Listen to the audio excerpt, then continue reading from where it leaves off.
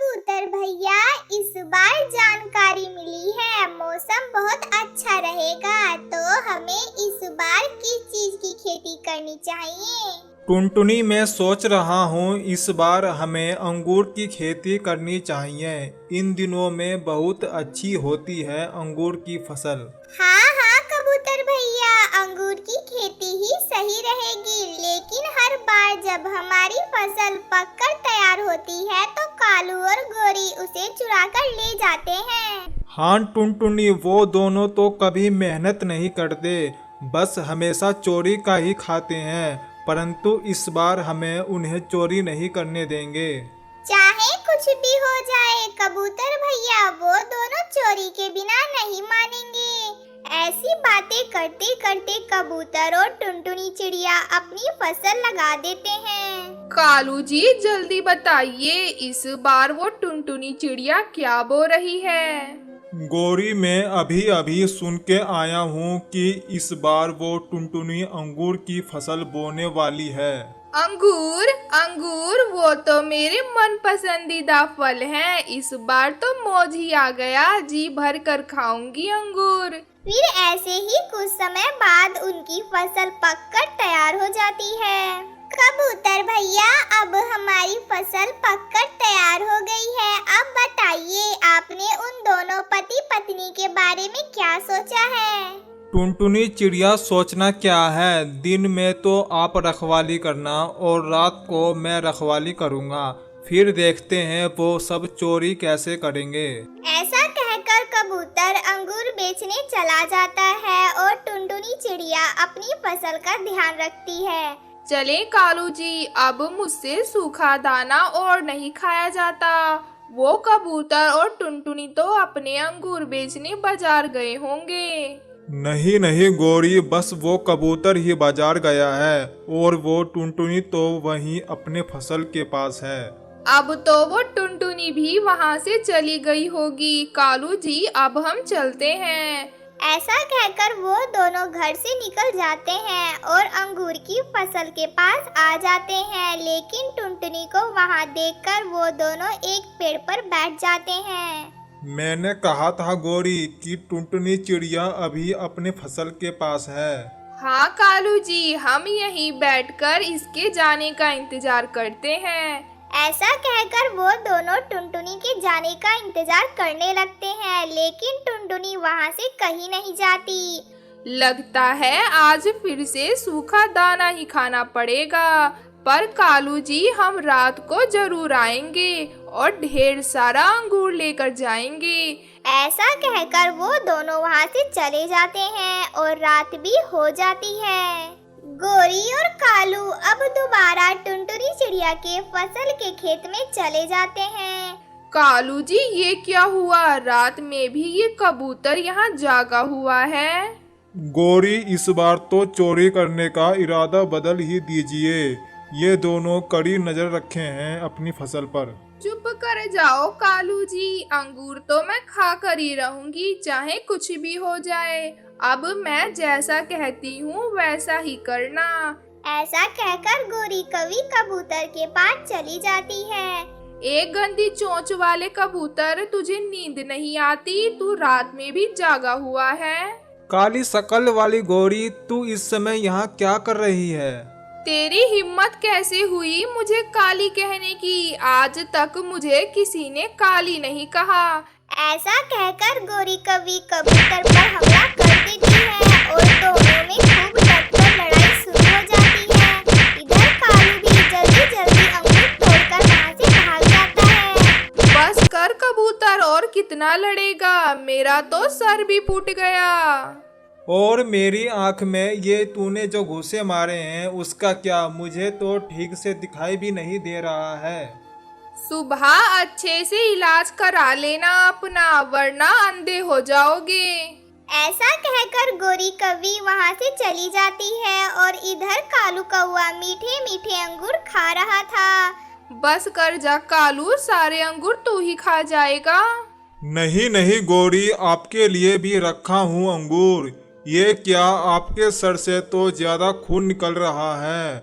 लगता है ज्यादा मार लगा दी उस कबूतर ने। ये कहकर कालू हंसने लगता है। चुप कर जा बेशरम कालू, एक तो तुझे अंगूर खिला दिए और ऊपर से हंस रहा है। मैंने भी खूब चटनी बनाई है उस कबूतर की, आंख पर मारा है घूसा, ठीक से देख भी नहीं पा रहा था वो। फिर वो दोनों मीठे मीठे अंगूर खाकर सो जाते हैं और अगली सुबह टुनटुनी अपने खेत पर चली जाती है। कबूतर भैया, आपका ये हाल कैसे हुआ? आपकी आँख पर तो बहुत चोट लगी है। फिर कबूतर टुनटुनी चिड़िया को सारी बातें बता देता है। कबूतर भैया, आपको तो सब कुछ पता है उस शैतान गोरी का, फिर क्यों आपने उससे लड़ाई की? मुझसे सहा नहीं गया टुनटुनी, मैंने भी सर फोड़ दिया उस गोरी का, बहुत खून निकल रहा था। चले कबूतर भैया, पहले आपका इलाज होना जरूरी है, उनका तो बाद में कुछ करेंगे। ऐसा कहकर टुनटुनी चिड़िया कबूतर का इलाज कराने डॉक्टर के पास ले जाती है। इधर गोरी का सर भी सूजा हुआ था। गोरी जी, क्या हम रोज इसी तरह से अंगूर खाया करेंगे? नहीं कालू जी, अब मुझे लड़ाई करने की कोई जरूरत नहीं। कबूतर को वैसे भी कुछ दिखाई नहीं दे रहा होगा और वो टुनटुनी चिड़िया तो रात को अपने बच्चों के पास रहती है। और इधर टुनटुनी चिड़िया भी अपनी एक सहेली चील के घर चली जाती है और उसे कालू और गोरी की सारी बातें बताती है। तू चिंता मत कर टुनटुनी, मैं उस गोरी को अच्छा सबक सिखाऊंगी। आज रात के बाद वो चोरी करना भूल जाएगी। और फिर रात हो जाती है। कालू और गोरी अंगूर चुराने चले जाते हैं। देखा कालू जी, जैसा मैंने कहा था वैसा ही हुआ, यहाँ कोई भी नहीं है। चलो गोरी, अब ढेर सारे अंगूर तोड़ लेते हैं। जैसे ही गोरी अंगूर तोड़ती है, पत्तों में छिपी चील बाहर आ जाती है और कालू और गोरी की खूब पिटाई करती है। रुक जाओ चील जी, हमें माफ कर दो, हम आज से चोरी नहीं करेंगे। कौवे की बात सुनकर चील रुक जाती है। कालू जी, कितना मारा है इस चील ने, मेरा तो पंख ही तोड़ दिया, अब मैं कैसे उड़ पाऊंगी। गोरी, तुम कभी चोरी ना कर पाओ इसीलिए तोड़ा है तुम्हारा पंख। और कालू, तुझ पे तो मेरा विश्वास है, तू अकेला चोरी नहीं कर सकता।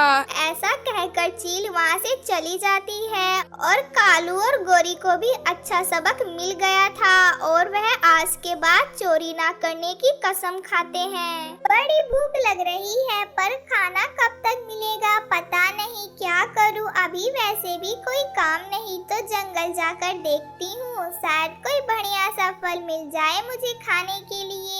और ये सोचकर टोनी चिड़िया जंगल की तरफ चल पड़ी। टोनी चिड़िया एक गरीब और अनाथ चिड़िया थी। उसके जन्म के कुछ दिनों बाद ही उसके माता पिता की मौत हो गई।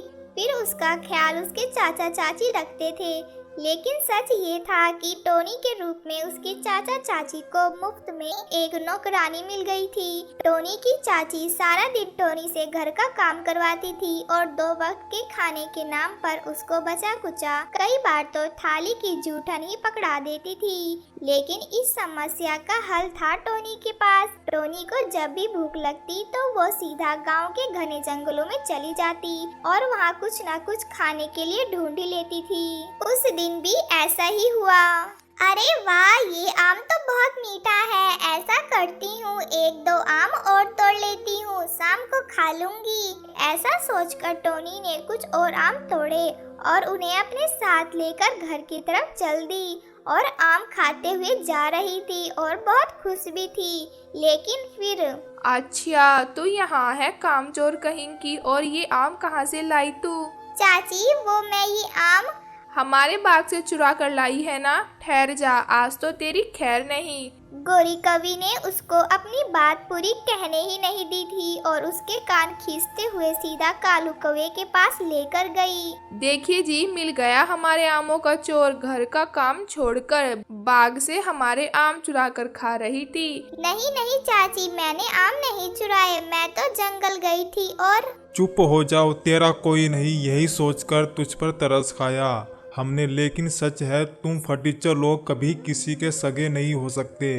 चली जाओ यहाँ से और फिर कभी वापस मत आना। फिर टोनी चिड़िया वहाँ से चली जाती है। अरे ये क्या कर दिया आपने? मैंने तो बस 2-4 थप्पड़ लगवाने ही लाई थी आपके पास, आपने तो उसे घर से ही बाहर निकाल दिया। अब कौन करेगा घर का सारा काम? कमाल करती हो भगवान, मुझे पहले बताना चाहिए था ना कि क्या करना है और क्या नहीं।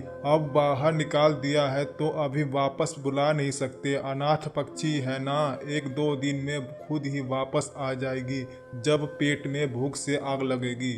गोरी कवि को भी यही लगा था। असल में टोनी के साथ जो होने वाला था उसके बारे में कोई सपने में भी नहीं सोच सकता था। माँ बाबा आप क्यों चले गए मुझे छोड़कर? अब मैं कहाँ जाऊँ? मेरा तो घर भी नहीं। टोनी चिड़िया बस रोए जा रही थी, उसे कुछ भी नहीं सूझ रहा था। तभी उसकी नजर सामने बैठे कुछ पक्षियों पर पड़ी जो बड़े मजे से रसीले आम खा रहे थे। उन्हें आम खाता देखकर टोनी को कुछ सूझा। वो सीधा उसी आम के पेड़ के पास पहुंची जहां से वो रोजाना आम तोड़कर खाती थी। और फिर इस दुनिया में सिर्फ तुम ही हो जिसने मुझे बिना मारे या मुझसे बिना काम करवाए अपने मीठे मीठे फल दिए मुझे खाने के लिए। तो क्या तुम मुझसे दोस्ती करोगे? क्या मैं यहीं तुम्हारे पत्तों की छांव में बैठ जाऊं? टोनी के ऐसा कहते ही पेड़ की पत्तियां जोरों जोरों से हिलने लगी। ऐसा लग रहा था मानो पेड़ ने खुद टोनी को बैठने के लिए जगह दी हो। ये देखकर टोनी बहुत खुश हो गई। शुक्रिया दोस्त, अगर तुम बुरा ना मानो तो मैं क्या एक और आम ले सकती हूँ? पहले जो मैं लेकर गई थी वो सारे आम वहीं पर गिर गए जब चाची ने मेरा कान खींचा था। टोनी के ऐसा कहते ही आम के पेड़ से एक बड़ा और बहुत ही रसीला आम टोनी के पास आकर गिर गया। ये देखकर टोनी बहुत खुश हो गई। दोस्त, मुझे पता होता कि तुम मेरे दोस्त बन जाओगे तो मैं तुम्हारे पास पहले ही आ जाती। खाने के लिए तुम्हारे मीठे मीठे आम और बात करने के लिए तुम। घर वो तो अभी मेरे पास नहीं है। घर के बारे में सोचकर टोनी चिड़िया फिर से उदास हो गई और उसके आंखों में आंसू आ गए। तभी आम का पेड़ जोरों से हिलने लगा और उसकी पत्तियां जमीन पर गिरने लगी और पेड़ से पत्तियां गिरकर जो जमीन पर पड़ी थी उनसे एक बहुत ही सुंदर घर बन जाता है। फिर टोनी चिड़िया उस पत्तों के घर में खुशी खुशी रहने लगती है।